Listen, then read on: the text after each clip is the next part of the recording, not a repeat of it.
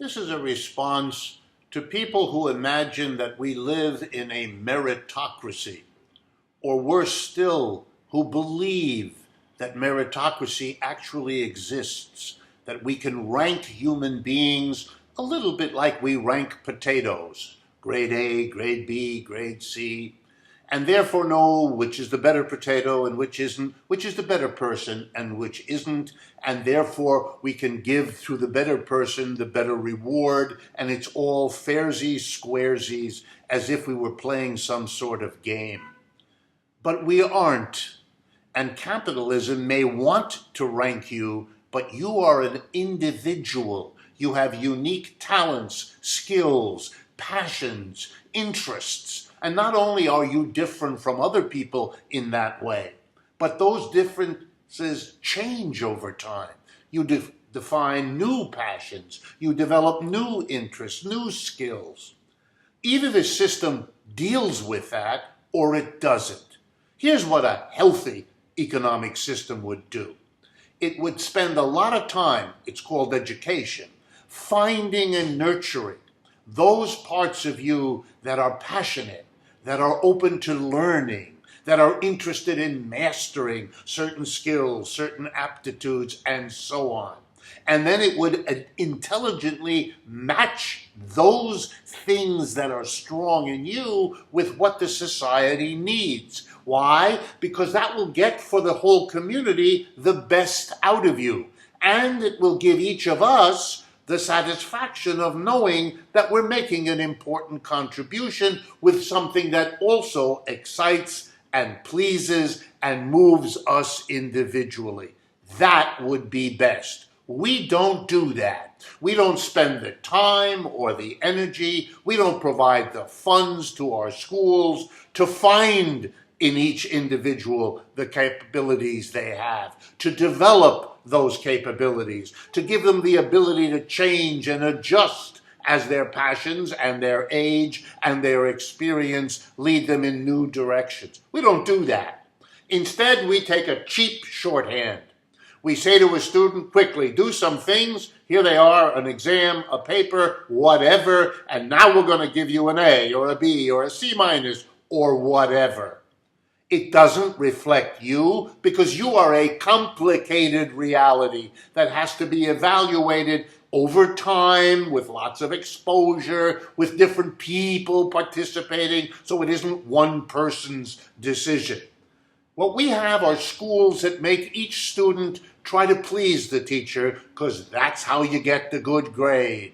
To please whatever the test is, to do best on that so you can get the good grade, which gets you to the next level, and so you can get the good grade there. We teach to the grades, we learn to the grades, and we produce people who have good grades but may not know anything. Einstein got bad grades in math and physics. What happened? He didn't conform to what the teachers of his time wanted. Had they spent the time, they would have discovered the genius in him. There is genius in all of us. It's only a question of whether we have the nurturance, the time, and the support to do it. We don't.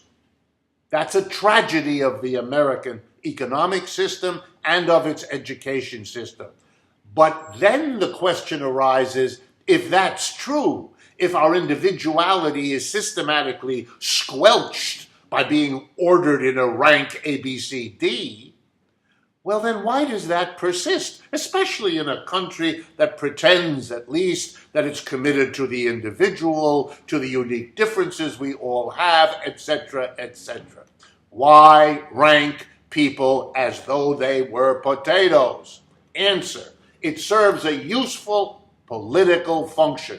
And that's the important thing about meritocracy and its insistence that it be used in our system.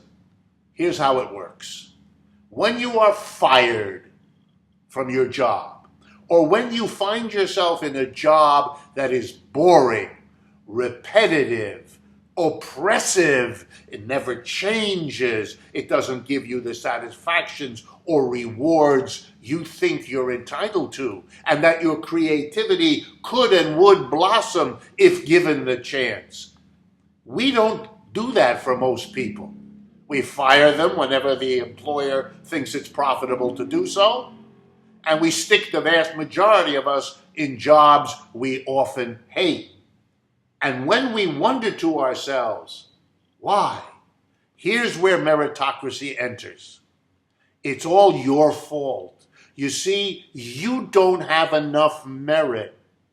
Don't get angry at the system for not having developed your skills, your genius, your creativity. Don't get angry at the system for sticking you in a job where you can't show them, you can't contribute, you can't give all that you have. Don't blame the system for providing you with no job at all, or the choice between no job and an awful job. No. Blame yourself. You see, you don't have enough merit. You didn't get the right grades. You didn't go to the right school. You get the picture? It's a way the system has for failing the people in it and then blaming the victims of a failed system. Blaming the victim.